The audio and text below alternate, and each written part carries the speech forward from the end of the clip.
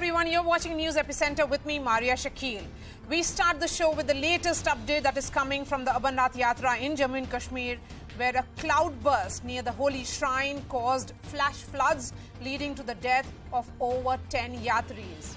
Search and rescue operations are still underway, and the death toll is likely to rise as several yatris are still missing. NDRF and SDRF teams are still on the ground. The ITBP, Jammu and Kashmir Police and Indian Army have all been roped in for this rescue operation, which will continue through the night. The yatra has been suspended for today and will resume tomorrow morning. Let me get the latest from Ground Zero. Tejinder Singh is joining me live. Mufti Islah is live with us as well. Mufti, I'm going to begin with you. What is the latest update? We were told by the NDRF that the entire relief and rescue operation will be continuing through the night. Absolutely, and you have those visuals of Army, the SDRF, NDRF, Jammu and Kashmir Police, the mountain rescue team of Jammu and Kashmir working there, and it's become extremely difficult to really pull out those bodies, because what is happening is that the mountain tissue which has come down along with the heavy flow of water, it's really solidified, and you will clearly see in those visuals a lot of spade work needs to be done. There are shovels as well as spades which army personnel, other soldiers are using to take out the body. In fact, some time back we had this visual of one person really being taken out. He was moving, so that was a kind of a miracle when he was taken out. Apart from that, there's these vagaries of weather which always remain in the hills. Standing here only some 15 to 20 kilometers from the Baltal is different, but once you're up in the hills, it's a different kind of a weather forecast there. Now for tomorrow, we believe that the Met Office is predicting that there would be cloudy in the hills, and perhaps there will be also rains, and that kind of is a bad news, and that's why perhaps authorities are mulling to bring down all those people who are up located in the cave and other night shelters out there, to bring them to the base camp in Baltal, which is quite a trek. It's actually 14 kilometers down there, and that is a lot of difficulty given that the night is now fallen, and clearly by morning one expects them to be safe at the base camp. That is when there is no rain. So authorities taking some kind of chances to really bring them down along with the rescue teams, along with men from army, other security agencies. But that said, it's a kind of a very difficult and dangerous operation to rescue all of these people. Unofficially, we believe that 16 people have died, but we will still try to peg to 13, because that is the official figure that has been given, and 7 of them happen to be women. There are other males who have also died in this. So clearly, as I said, that the rescue operation will continue through the night, as those visuals show, where digging is really taking place. And actually what had happened is that when there are cloudburst, or when cloudburst happens from the top, what it does is that along with the water, the mountain tissue comes tumbling down. Huge rocks, boulders, they also come in, and that kind of creates a impact. Once these waters come down, they hit night shelters, for that matter langars, which had happened, and that kind of explains the heavy casualties that one has witnessed.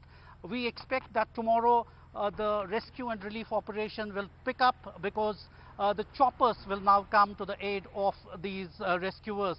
And already we have picked up from the authorities that there are some 200 people who are working on the rescue mission, most of them from NDRF and SDRF.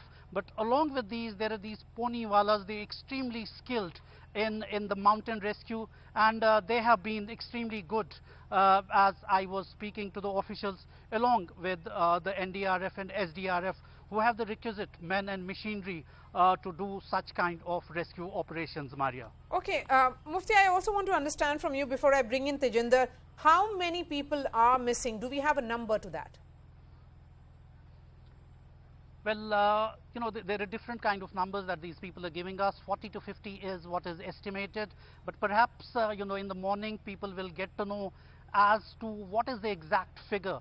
But as of now, what we are picking up from the authorities, from the Shrine Board authorities, from Jammu and Kashmir, is that 40 to 50 people are still missing, and because the night is there, the weather is also kind of unpredictable, so the the rescue and other operations are ongoing, but they're extremely tardy, given that this is an area which the rescue is taking place at an altitude of plus 3,500 feet, and that is extremely difficult because when it comes to the logistics, it becomes difficult. The injured need to be brought down, and that will take some time, and that's why that morning light is extremely important in the morning. And early in the morning, we believe that at around 4 a.m. is when the rescue will really pick pace, and that will be extremely important to save lives or bring down those injured to the nearest hospitals. Although the one biggest hospital which has been made is at Baltal,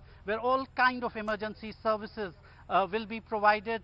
But other than that, if there are more serious people, they would be rushed to Skim Sovra, which is the next best bet when it comes to treating people out there. So as of now, fingers crossed, one prays and hopes that weather stays very good, and that really is going to help the soldiers as well as people who are out there to rescue those people, and it will actually minimize the casualties which are there. However, authorities fearing that perhaps the casualty figures might go up, but as I said, prayers and 1.4 billion people praying that the weather stays good, and all the injured are brought to the hospitals for treatment, Maria. Okay. Tejinder, Mufti was talking about the logistical challenge. You'll be heading to Baltal shortly. Give us what you're picking up from the base camp. You see, Maria, the efforts are right now on to evacuate all those who are injured. You see, 6 teams of the Indian Army have been deployed.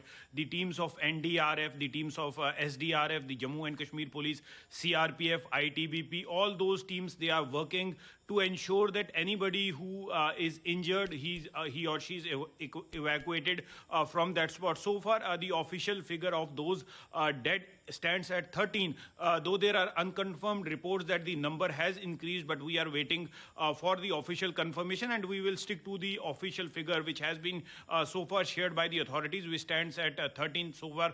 As Mufti was also pointing out that around 40 to 50 people, they are still missing, they are unaccounted for, and right now, because of the nightfall, the operation, rescue operation is being hindered. We are told that the flashlights have been shifted by the army helicopters. Those flashlights are being installed there, but yes, electricity has been cut off, as Arnima already pointed out, that electricity in that area has been cut off so as to ensure that there is no electrocution, because of the entire area has been underwater. You see, big boulders have been washed away from the hilltop. We saw in those visuals, and we are told that the casualty, the number of people who lost their lives was because they got buried under the debris that was washed away. The big boulders that came tumbling from above the mountains was the major cause of the casualties which people suffered.